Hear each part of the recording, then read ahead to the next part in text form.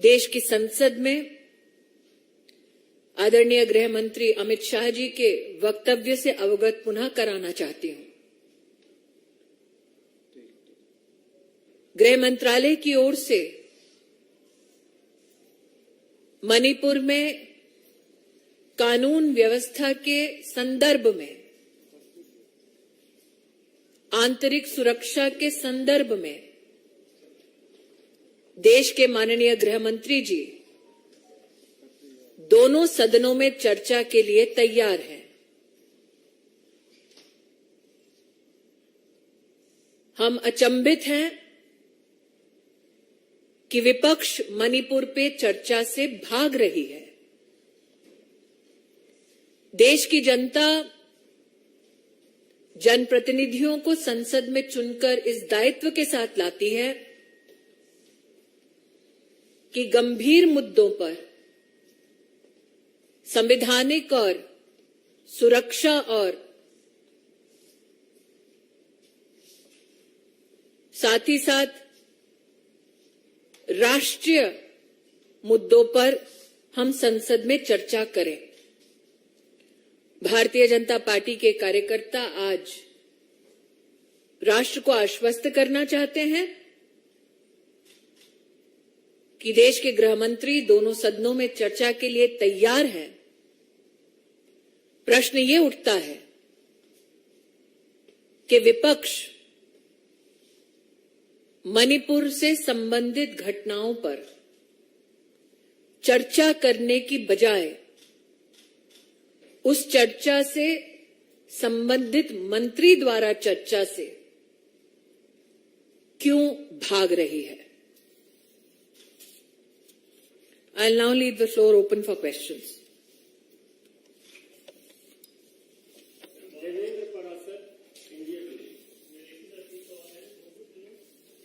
हाँ जी,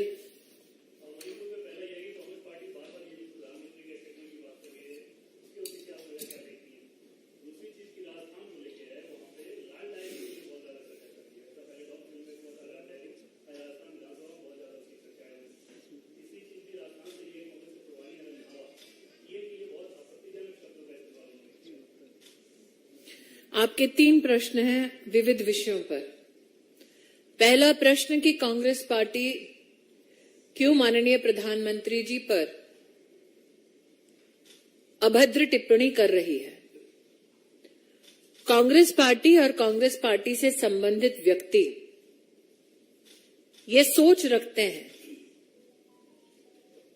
कि जिस डायनेस्टी के छत्र छाया में वो अपना राजनीतिक जीवन जी रहे हैं, उस एक परिवार को विशेष नरेंद्र मोदी जी का अपमान पसंद आएगा। इसलिए मैं अचंभित नहीं हूं कि कांग्रेस के एक ऐसे नेता ने आपत्तिजनक टिप्पणी सिर्फ प्रधानमंत्री जी पर नहीं, बल्कि उनकी माताजी जिनका स्वर्गवास हो चुका है, उन पर भी इस प्रकार की अमानवीय टिप्पणी की है। पहले भी मीडिया के माध्यम से हम कांग्रेस और कांग्रेस समर्थकों के मुख से नरेंद्र मोदी जी को मौत के घाट उतारने वाले वाक्य सुन चुके हैं। गालियों की श्रृंखला में एक और वाक्य पुनः जोड़ा है कांग्रेस के एक नेता ने। मुझे कोई उम्मीद नहीं है गांधी खानदान से कि वो प्रधानमंत्री जी और उनकी स्वर्गीय मां पर हुई इस अभद्र टिप्पणी पर कोई भी कार्रवाई करेंगे, बल्कि मुझे पूरा विश्वास है कि अभद्र टिप्पणी करने वालों को जरूर गांधी खानदान पुरस्कृत करेगा। आपका दूसरा प्रश्न था लाल डायरी पर। मैं स्तब्ध हूं ये जानते हुए कि एक संवैधानिक पद पर बैठा मुख्यमंत्री एक जनप्रतिनिधि को निर्देश करता है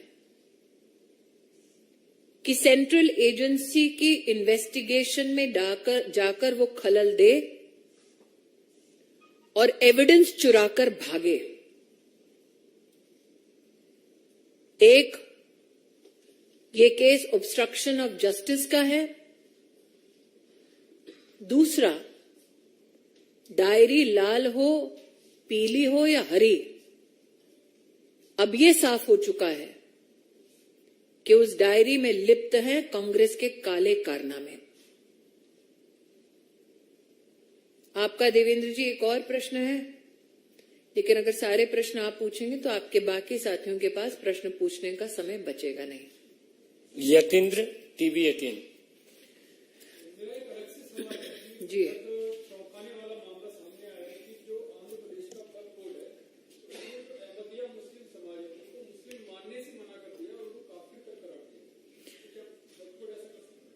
मंत्रालय में अहमदिया समुदाय से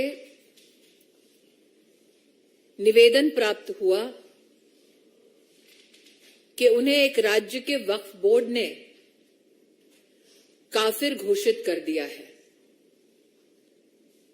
मैं अल्पसंख्यक मंत्री के नाते ये स्पष्ट कर देना चाहती हूं, देश का कोई भी कानून वक्फ बोर्ड को ये इजाजत नहीं देता कि वो किसी को अपने धर्म से विहीन करे। इस संबंध में ये भी स्पष्ट करना चाहती हूं, मेरे पास जो जानकारी आई है उसमें ये ज्ञात हुआ है कि किसी एक नॉन स्टेट एक्टर एक संगठन के फतवा को सरकारी ऑर्डर में तब्दील किया गया है। ये भी संविधान और एक्ट ऑफ पार्लियामेंट के विरुद्ध है। हमने प्रदेश की सरकार से गुजारिश की है कि वो संबंधित वक्फ बोर्ड के संदर्भ में कार्रवाई करके हमें सूचित करें।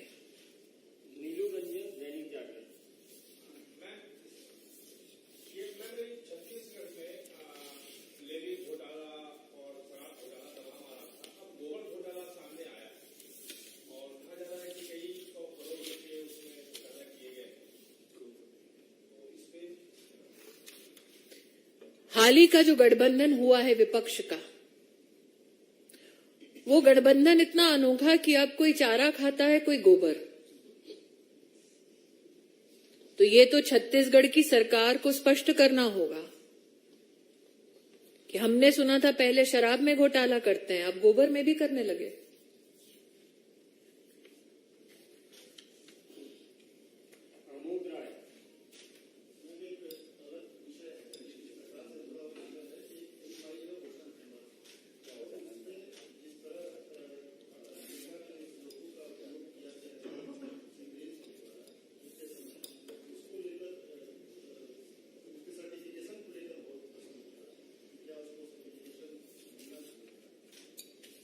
मैं इतना ही कहना चाहूंगी, ना मैंने फिल्म देखी है, ना मुझे ज्ञात है कि सर्टिफिकेशन प्रोसेस में कौन लिप्त है।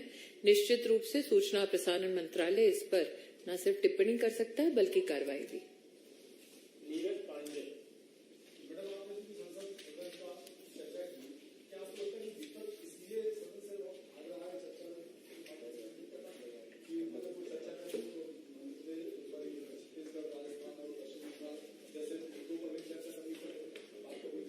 नीरज जी, आपने जो अपनी भूमिका रखी प्रश्न में, क्या विपक्ष इसलिए इस चर्चा से भाग रहा है क्योंकि राजस्थान में, छत्तीसगढ़ में महिलाओं पर जिस प्रकार से आक्रमण हुआ, यातनाएं हुई, प्रताड़न हुआ, बंगाल में महिलाओं को नग्न करके 56 लोगों को मौत के घाट उतारा गया। आज ही मुर्शिदाबाद की एक मैं स्टोरी पढ़ रही थी जहां पर एक महिला को इसलिए किया गया क्योंकि उसने कांग्रेस के किसी कैंडिडेट का समर्थन किया। मेरा इस विषय पे एक निवेदन है हाल ही में मैंने छत्तीसगढ़ से संबंधित एक महिला को नग्न करने का वीडियो देखा और इंफॉर्मेशन टेक्नोलॉजी मंत्रालय को सूचित भी किया। ये सत्य है कि कांग्रेस पार्टी इस चर्चा से इसलिए भाग रही है क्योंकि उन्हें जवाबदेही सुनिश्चित करनी होगी कि उनके राज्य में जब महिला की प्रताड़ना होती है तब वो चुप्पी साधकर क्यों बैठते हैं। लेकिन आज मैं एक अपील करना चाहूंगी, stop using crime against women as instruments to settle political scores.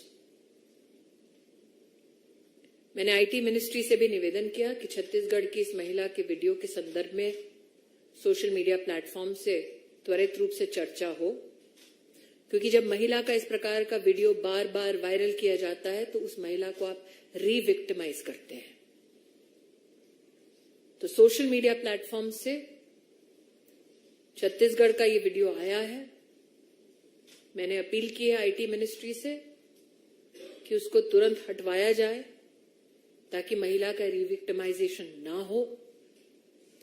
क्यों कांग्रेस के एक कार्यकर्ता का समर्थन करने के लिए बंगाल की एक महिला को नग्न किया जाता है और कांग्रेस चुप बैठती है? ये तो स्पष्ट है नीरज जी, उनके लिए सत्ता इंसाफ से ज्यादा प्रिय है। शायद इससे भी कांग्रेस पार्टी भाग रही हो कि मणिपुर में जब इस प्रकार की आंतरिक सुरक्षा की चुनौतियां थी तब उनके पूर्व अध्यक्ष वहां जाकर आग को और क्यों भड़का रहे थे।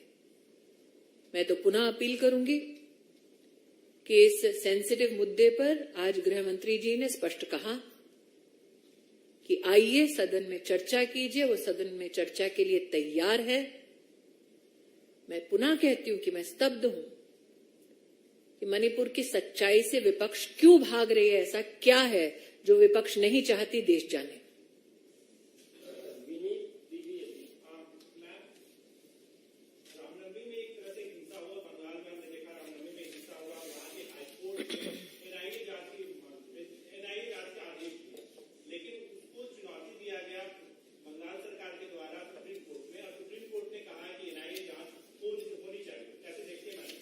मैं इतना ही कहूंगी कि हाईकोर्ट के ऑर्डर को चुनौती देना यह अपने आप में ममता सरकार का संकेत था कि वो नहीं चाहते कि रामनवमी में जो घटना घटी हिंसक, उस पर जनता को न्याय मिले और विशेषतः हिंदू समाज को न्याय मिले।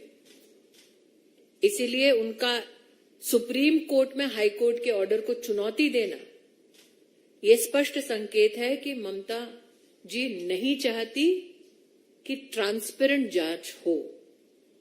मैं आभारी हूं कि सुप्रीम कोर्ट ने रामनवमी से संबंधित हिंसक घटनाओं की जांच एनआईए के पास रहे, इस बात को प्रखर